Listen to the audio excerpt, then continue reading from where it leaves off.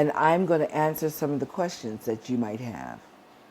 So please ask questions. But we already have a few questions. This is Your True Voice. My name is Deborah Bonner, and Your True Voice is a vocal training program, a superior vocal training program, and you can check us out at yourtruevoice.com. By the way, today if you go to yourtruevoice.com, my husband Harry and I will be in a reading, a play today. It's called North Star, and it's sponsored by BYU.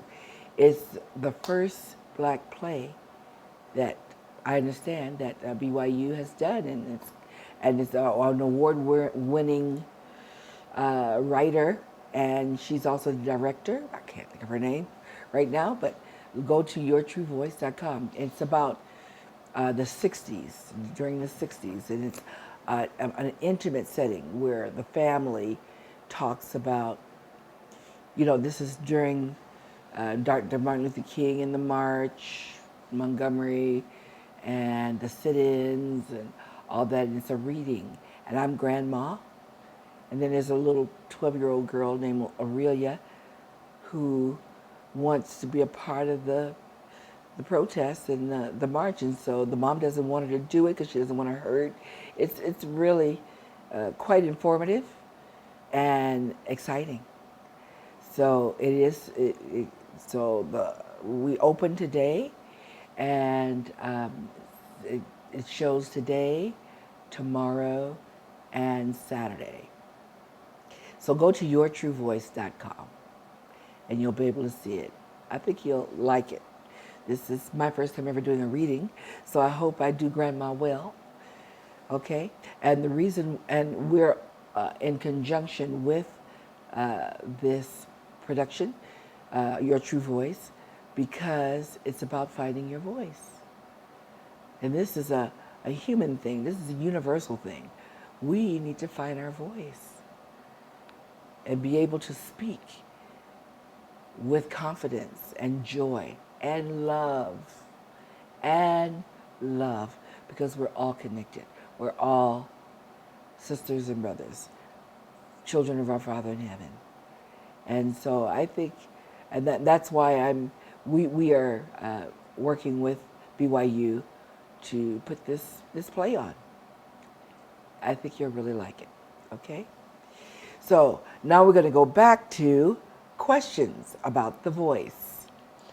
Okay, Yes. so first question is it okay to sing when you're sick? Is it okay to sing when you're sick? It depends on how you're sick. If you can speak, you can sing. Now, if you're congested, and so those resonant chambers are, what is the word, compromised, then you're not going to sound the same. If you have a scratchy throat or if your vocal cords are irritated from coughing, you may have some problems. So it depends. But I've done some of my best singing when I was sick, had head cold, because I was draining, and so I think I had even more space for it to vibrate. So it just depends. So you have to judge that based on why you're sick. You're talking about a stomach ache, how it affects your mental ability and stability. So I think that is something that only you will be able to answer. Try it out and see if it works, if you're able to sing. Alrighty, and the next question was, with your vocal technique, is it better suited for men, women, or both? This vocal technique is suited for everybody. And let me tell you why. Because we have the same muscles in our throat. We're human beings, and so we have the same muscles, whether we're men or women, in the throat. in the, the diaphragm, the breathing muscles. We, so the muscles work the same, whether you're a 100-year-old man or a 5-year-old girl. So it works for everybody, and it works in a very natural manner. So, can a child learn how to sing or train in this method? Yes, because it's a very natural, it's very holistic, very natural, and it just, it's like, can a child learn to run at 5? Yes. So can they learn to sing at 5 correctly? Yes. Is there another question? Yeah. Okay. Can you grow your vocal range? Yes. In this technique, you can grow your vocal range because the higher or the more the vocal cords stretch out, the higher the pitches. And so we have exercises that stretch out those muscles, okay? That stretch out the muscles so that you're able to sing higher and higher. Is there a limit to how high you can sing? Yes, but uh, you would probably be able to add at least a couple of octaves with this technique. Because after they've stretched out as much as they can, if all the muscles are working properly in the throat, then something strange happens. Instead of the full length of the vocal cords vibrating, this part of the vocal cords, the back, they hold together, they come together or dampen, and just that much of the vocal cord vibrate. And then just that much of the vocal cord vibrate. Then just that much until just the tip of the vocal cords vibrate. And the shorter the cord, even the higher the pitch. Then you're getting into superhead. You're getting into notes beyond high C. For women, it's around a B that the vocal cords start to dampen and get shorter and shorter and shorter. And the shorter the chords, the higher the pitch. And then you're like C above high C and beyond, even beyond that. Maybe even the F above the C above high C. The same for men. It works the same. But you cannot have outer muscle tension. And so we have exercises that train the correct muscles to function at its best. And that would eliminate those outer muscles, which are the wrong muscles, which are muscles used for swallowing. Just the tip of the vocal cords. Okay, was there another question? Yes, there is another question. The question is, how do I break bad singing habits due to trying to mimic other singers? Oh, say that again? How do I break bad singing habits due to trying to mimic other singers? Oh, that is the worst thing you can do is mimic other singers in terms of trying to sound like them or their tone. Now, if you're talking about style-wise, like runs and phrasing, you can mimic.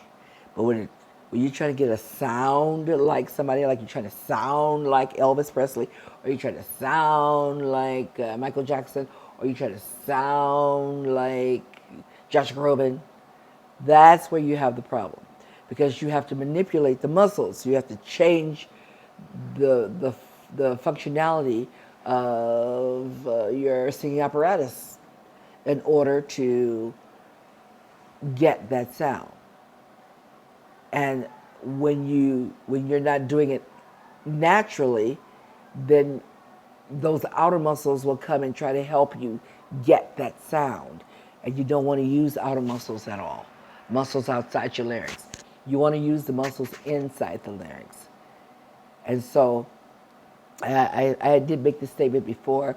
When I lived in Vegas, most of my clients were professionals on the Strip. And I also taught a lot of legends in concert people. Those are your Elvises and your Michael Jacksons, your Whitney Houstons, your Madonnas, you know.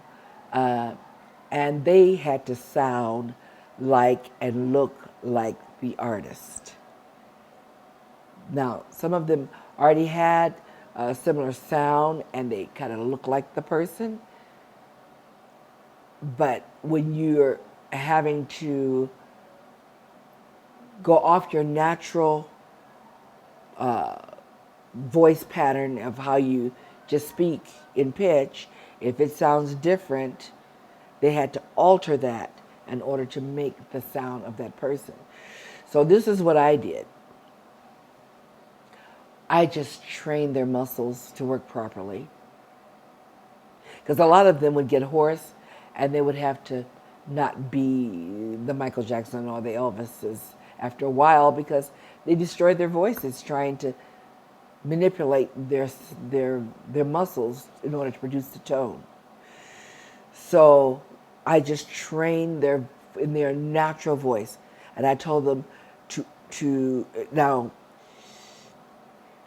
Once their voices were trained, they were able to take the abuse. So they would have to, after performance, come back and do the exercises to realign their muscles. That, so it can be done, but you need to do exercises to get those muscles back working properly so that it can be coordinated enough and strong enough to endure the abuse. And that's outer muscles putting pressure, pulling up on the larynx and stretching the cords out in an unnatural way. And the vocal cords not coming together in a coordinated fashion to produce the tone, but then you have to go back and regroove those muscles by doing the exercises. And it was so. In fact, they sounded even more like the Whitneys. They sounded more like the Madonnas or whoever they were imitating because their muscles were strong enough to handle the abuse. I would say, as an artist, be you, your best you. People will love you better. There's only one Elvis. There's only one Whitney. There's only one you. So develop your natural sound to be at its best, and you'll have longevity. You'll be able to sing forever, and just stronger and better.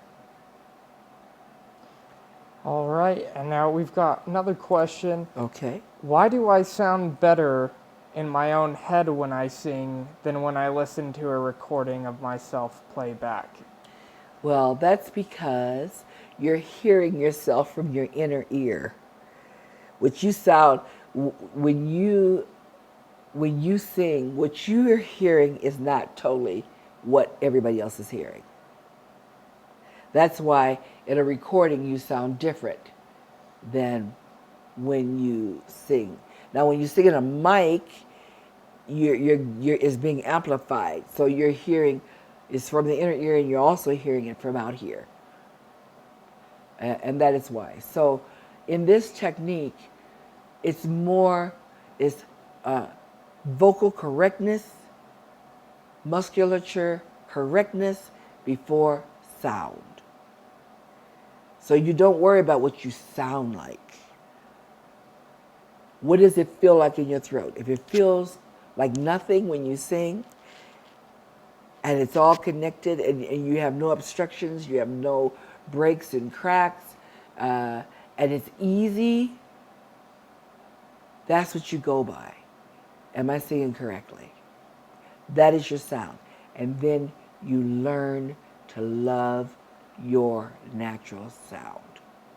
People will love it too, because when you're singing in your natural voice, you sound best in your own natural voice than imitating somebody else.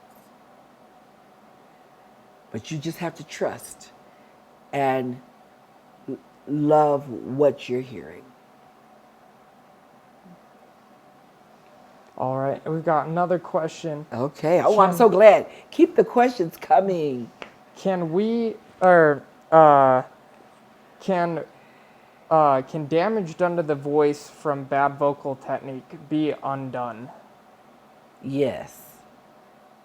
It's like any other muscles you have. The muscles in your throat, the muscles in your arms, legs. Can you correct your running technique? Yes. Can you have bad running technique and damage yourself by running incorrectly? Yeah. Or playing golf, can you damage yourself? Yeah. Can you play basketball and hurt yourself playing basketball? Yes, if your muscles are not coordinated, if you're not coordinated to dribble and know when to shoot and how, what, yeah. So, yes.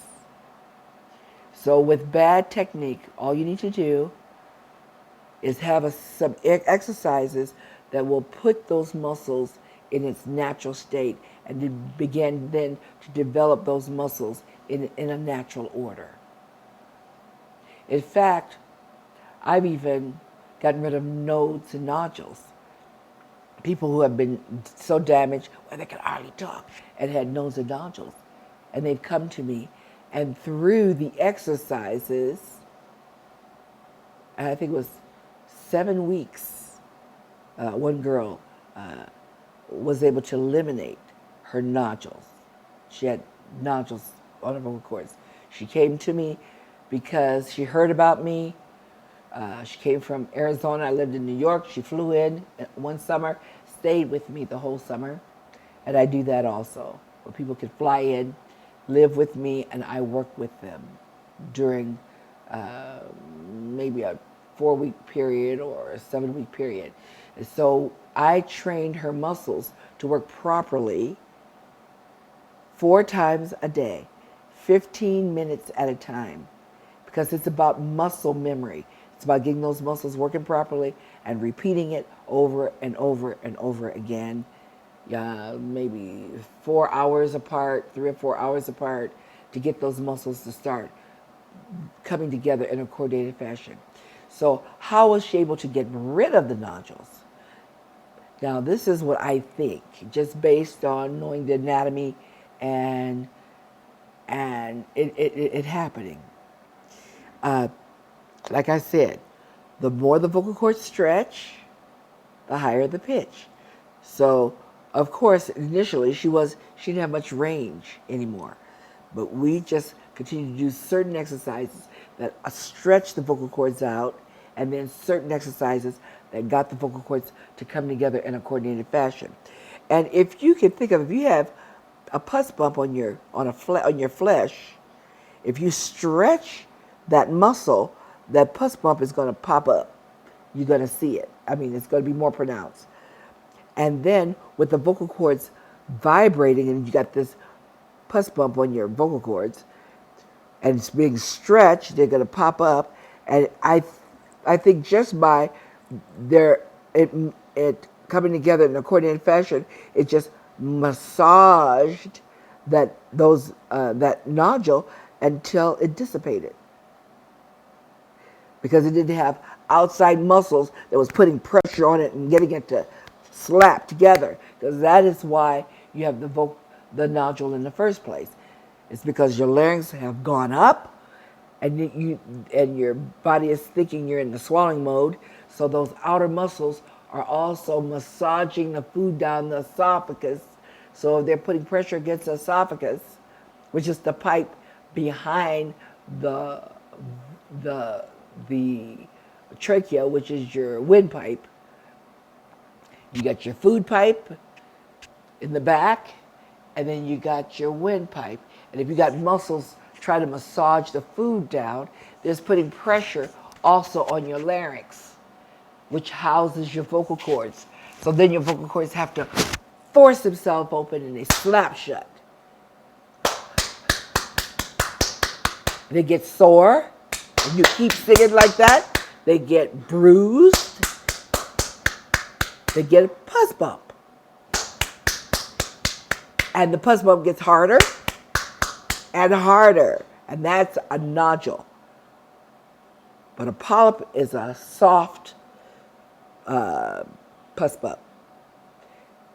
And so if you can get it while it's still soft, before it gets really hard, it's easier for it to dissipate once it's being stretched and massaged. But if there's no tension outside the larynx, then the inner muscles can do all the work and just massage those the polyp on the vocal cords. So it's about having the correct exercises that actually you're conditioning them to work properly and to become coordinated so that you can produce the best tone that your body can produce.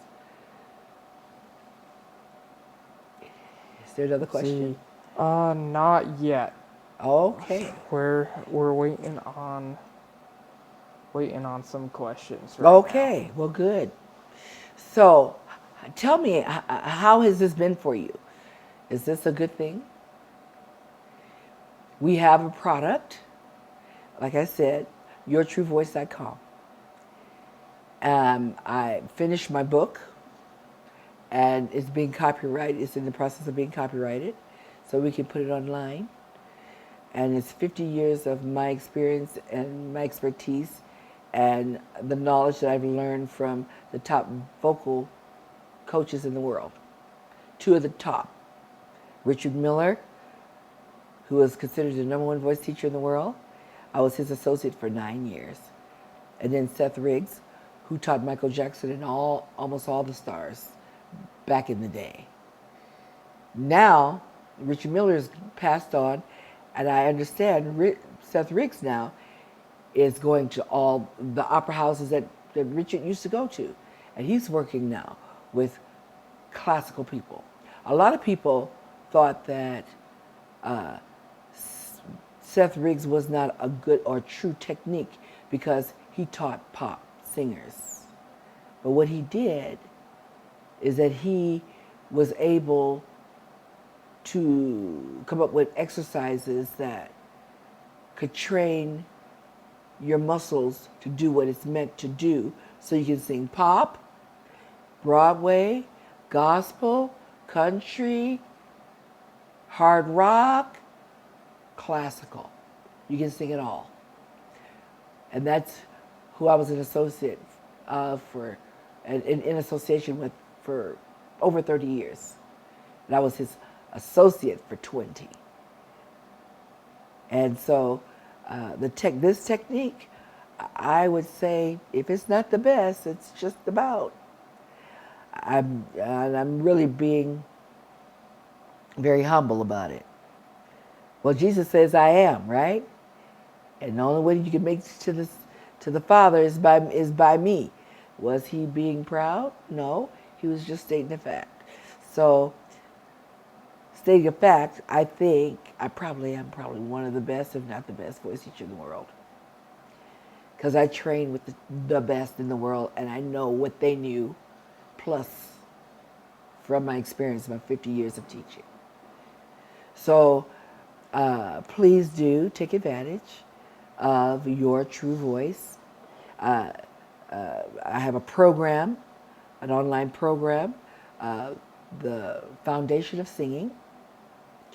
The Foundation of Singing just gives you the basics, and everybody would have to start at that point. I don't care if you're an opera singer, you will benefit from just the foundation of singing, because the foundation of singing starts with the first sound of the human voice, which is the infant's cry. And all of these exercises that I give you stem from the infant's cry. And then we have vocal star power, which is all that's in the foundation of singing. It's in everything that's in foundation of singing is also in vocal star power. But then they have more intense exercises as you develop your voice, and as you become more coordinated. There are more intense exercises that even take you to a whole other level with your voice. So, at any point, if there are any questions, just let me know. Nicholas just wanted to. It was just very excited, not really a question, but just a comment saying, happy that you're giving advice because he says he's struggling to find his true voice. Oh, And he's very happy that you're doing this and giving advice. right.